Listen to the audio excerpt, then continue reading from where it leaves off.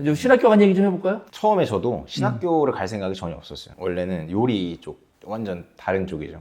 그럼 신학교 나중에 간 거예요? 네네네. 요리사가 꿈이어서 요리 올림피아 이런 게 있어요. 그럼 거기서 상 받은 금메달, 은메달, 동메달이 다 그 학교 출신인 데가 있었어요. 그래서 그 학교를 갔어요. 근데 가서 이제 요리를 하면서 깨닫게 된 거는 그 사람들만 특별한 거였구나. 학교가 좋은 거 학교가 좋고 이게 아니라 정말 그 사람들이 그 해에 특별했던 거예요. 그럴 때가 있죠. 왜 뉴스에서도 막 나왔었거든요. 보통 막 몇십 년 하신 주방장들도 따기 어려운 거를 대학생 3명이 그 과에서 나왔으니까 어마어마한 거잖아요. 어마어마한 거죠. 근데 정말 그 사람들이 어마어마한 거였어요. 실제로 그렇게 되는 거는 정말 어려운 거거든요. 그러니까 그 사람들은 요리 고등학교부터 시작해서 이미 다 있는 사람들이었고, 저는 처음 요리하러 갔는데 제가 생각했던 그런 꿈의 어떤 그 장면이 있어요.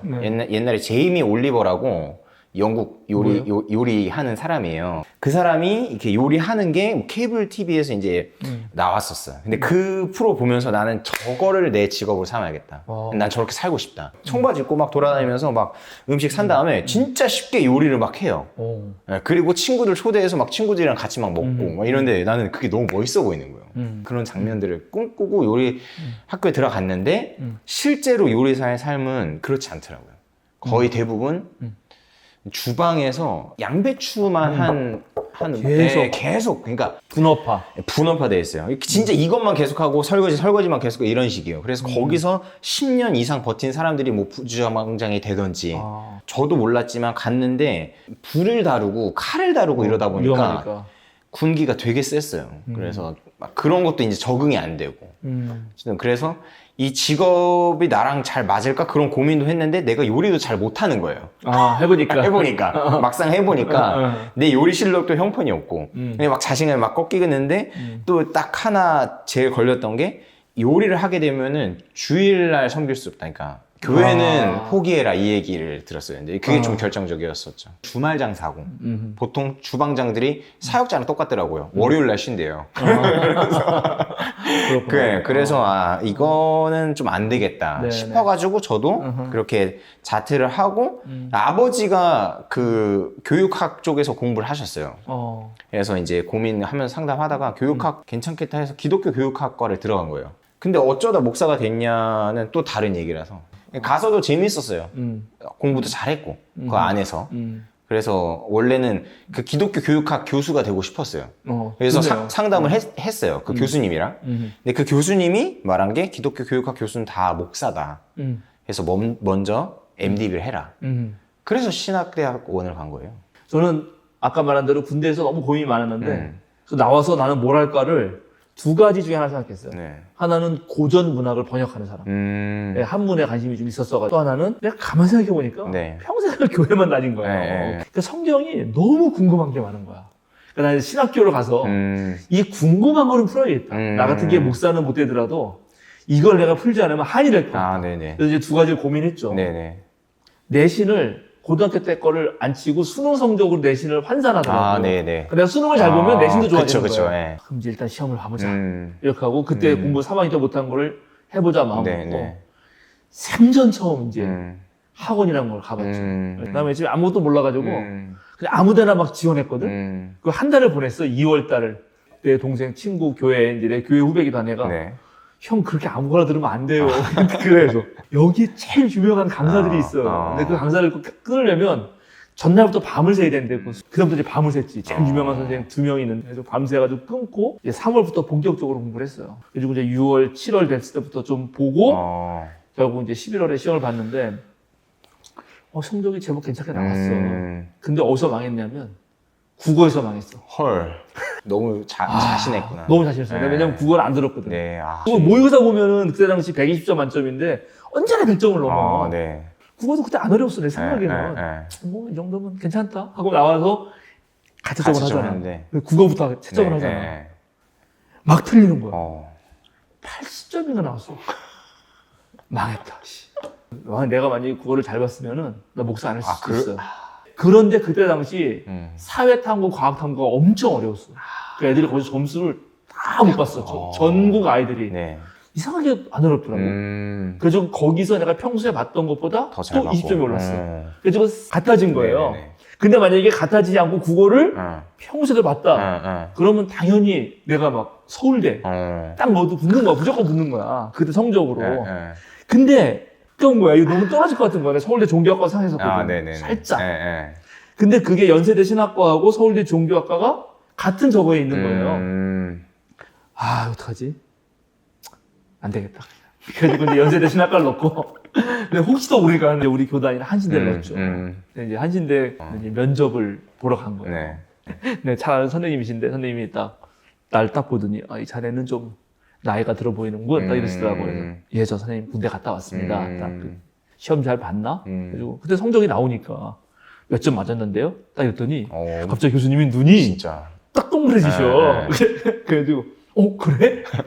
자네 혹시 여기 학교 말고 또 어디 지원했나? 연세대 신학과 지원했는데요?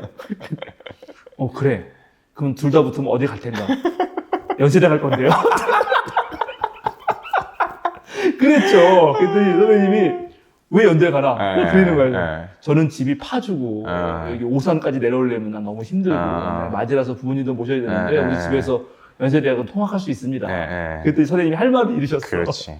이 선생님이 갑자기 그 김경재 교수가 답변하라고 연대 나온 당신이 좀 얘기 좀 해주라고 친구한테. 김경재 교수님이 딱 그러시는 거예요. 그게 잊혀지지가 않아요. 그러니까 내가 이제 목사 된 계획인데 그게 신학적 방향이나 내용 이런 거는 한신이나 연신이나 아주 비슷하고 둘 다 학문성도 똑같이 높다. 그러니까는 자네가 어딜 가든 상관은 없다. 그러나 신학 한다는 것이 목회, 즉 어떤 현장을 고민한다면 당신은 좀 진지하게 고민했으면 좋겠다. 나는 그때까지는 목회 생각이 1도 없었거든. 네, 알겠습니다. 그리고 이제 면접은 끝났어요. 당연히 연대 갔지. 연대가 붙었으니까. 근데 봤더니, 나중에 알고 봤더니, 이거 자랑인데 큰일 났네. 내가 한신대 수석이었어. 가면 4년 장학금이었던 거야. 근데 몰랐어요. 근데 그때 성적으로는 내가 조금 모자라가지고 그 성적으로 한신대 2년 장학금이 확실했거든. 그건 모르고 어쨌든 연대로 왔죠. 연대로 와가지고 공부를 하는데 공부를 하면 할수록 김경재 선생님의 말씀이 귓가에 맴도는 거야. 내가 이걸 왜 해야 되나? 이걸 가지고 어떻게 해야 되나? 물론 나는 신학은 꼭 교회만이 아니라 세상을 위한 학문이라고 생각을 하지만 그래도 교회라는 현장을 벗어나서 신학의 의미가 있나? 뭐 이런 고민을 했죠. 그래가지고 이제 4년 동안 와, 저 진짜 죽어라 공부했어요. 이 학교 온 김에 공부를 해야겠다 마음을 먹고 이제 새벽 4시 반에 일어나서 5시 새벽기도 가서 1시간 기도하면 6시예요. 6시 반 버스를 타. 연대 도착하면 7시 되거나 좀 넘어요. 그럼 9시 수업이잖아. 그럼 2시간 공부하는 거야. 그리고 수업하고 집에 가는 막차가 10시 10분이야. 그럼 버스 타고 집에 가면 한 12시 돼요. 그걸 4년 동안 했어. 4학년쯤 되니까 올라왔어요, 수준에. 근데 이제 그때도 제가 한문에 대한 미련을 못 버려가지고 계속 한문 공부를 하고 있었거든요. 그러다가 태동부전 연구소라는 데가 있다 나왔어요. 재워주고 먹여주고 돈 주고 한문 공부 시켜주는데 내가 조금 잘 모르는데 이걸 더 공부해볼까? 그리고 이제 80년대 학번들이 막 공부해서 유학 가고 강사로 계시더라고. 근데 그 형들 참 수업 좋았는데 그 교수님들 수업 듣다 보니까 이분들이 수입 신학인 거예요. 우리 전통은 잘 모르는 거야. 나는 우리 전통에 관심이 많았거든. 그리고 제가 공부를 하다 보니까 유수한 외국 학자들은 영어를 쓰다가도 독일어 쓰다가도 갑자기 라틴어 같은 거 헬러를 막 써요. 근데 나는 한국어 쓰다가 한문을 막 못 쓰잖아. 창피한 거예요. 혼자 공부하는 게 한계가 있잖아요. 근데 전문 그런 기관이 있다는 거예요. 그래가지고 이제 한번 시험이나 봐볼까? 하고 시험을 쳤죠. 한문 공부하는 그 태동고전 연구소와 한신대. 한신대는 무조건 붙었지. 근데 여기가 붙은 거야. 왜 붙은 줄 알아? 국어교육과 출신이라서? 내 이름이 한문덕이잖아. 설마. 그것 때문에 붙은 거라니까? 진짜로요? 한문덕이니까. 아니, 이거 진짜라니까? 진짜 이름에 한문 들어있어서 붙었다고요? 한문덕이니까 붙은 거야, 그게. 이거 내가 그걸 했더니, 거기 선배들이 지원한 애를 보고, 얘는 붙겠네. 한문덕이니까. 그리고 또 다른 루트로, 근데 어떤 무슨 신학과 애가 온다고 들은 거야. 그때도 막 애들 욕을 하는 거지.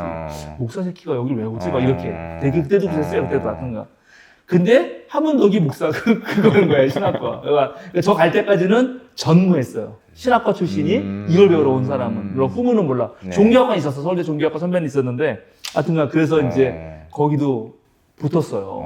그래가지고, 이게 또 하나님의 뜻인가 보다. 그리고 네. 한신을 또 포기하고. 한시는 2번 바람 맞았네요. 그리고 이제, 네, 거길 또 갔죠. 3학년까지 수업인데, 제가 2학년 때까지 모든 수업을 거의 다 들었어요. 싹 다 듣고 3학년 때 주역 하나 딱 남겨놓고 이제 2학년에 3학년 올라가는 그 시점에 다시 한신대 MDB를 또 이제 들어갔죠. 근데 그거 가능하거든요. 학교에서 허락해줘요. 그는 이제 뭐 드디어 신학을 하고 이제 목사가 되는 과정이 된 거예요. 그런 배경들이 좀 목사님을 좀 더 뭐랄까 독특하게 만든 것 같아요. 다른 기존에 있는 목사님들이 밟아오던 그런 루트가 아니라. 맞아요. 네. 이름에 한문이 있는 게 확실히 그게 있네요. 내가 어려서 목사인데 내가 동양고전 강의하면 여러분 이상하지 할 줄 모르는데 금방 아시게 된다. 그렇죠. 그리고 제 이름을 써요. 한문 더 이렇게. 물론 그게 그 한문이 아니지만. 아니, 이제 우리 교회 와서도 우리 교인들하고 2년 동안 매주 월요일마다 논어를 읽었어요.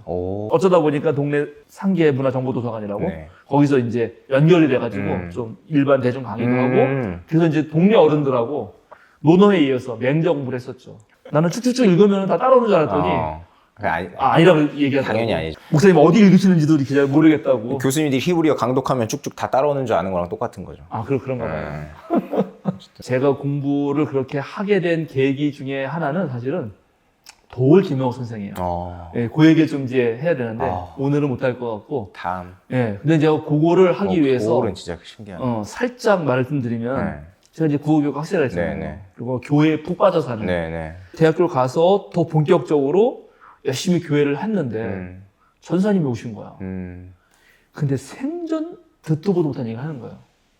이제 우리가 신학교에서 배우는 이제 보수 달목님은 모를 수 있는 우리 진보 한목이 하는 성서는 다 뭐 역사 비평에 의하면 뭐. 저희는 전혀 몰라요. 일단은 이건 창세기는 신화적인 이야기뿐만 저희 아니라 영감을 받아서 쓴 그 20살 어릴 때 막 정말 하나님에 대한 사랑과 가득할 때 내가 손 들고 전사님 걔 진짜냐고 딱 했더니 그분이 이제 대학생 되셨으니까 그러면 책을 읽어야 된다고 그러면서 소개시켜준 책이 도울 김영호 선생의 여자란 무엇인가 읽어봐라. 공부란 이렇게 하는 거구나 라는 거를 깨닫고 도울 선생님 책을 주구장창 사서 읽기 시작했고 그리고 군대 갔다 제대했는데 도울 선생 중용 강의라는 책이 나와 있더라고요. 그 읽어봤더니 이 방학마다 대학생을 모아서 해화동에서 강의를 하시는 거예요. 그래서 이제 거기에 제가 지원을 하게 됐죠. 제대한 날에. 도울 서원이라고 하는데 4번째 림. 이제 한 회기를 1림이라고 부르는데 4림에 제가 이제 등록을 하고 4림부터 15림 매 방학, 여름방학, 겨울방학마다 그래서 5년 동안 도울선생님 그 여신 도울서원에서 동양고전과 서양고전을 공부하게 됩니다.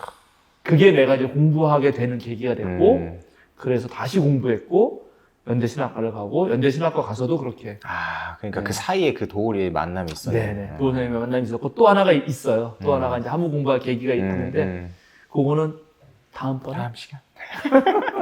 다음에는 이제 그러면 기독교 교육학과에 가서 뭘 배웠는지도 얘기하시고 좋아요. 저는 또 이제 천진난만하게 놀던 내가 공부를 하게 되었나 이런 얘기도 좀 합시다. 좋습니다. 오늘은 마실까요? 여기까지 하시죠. 네, 좋습니다.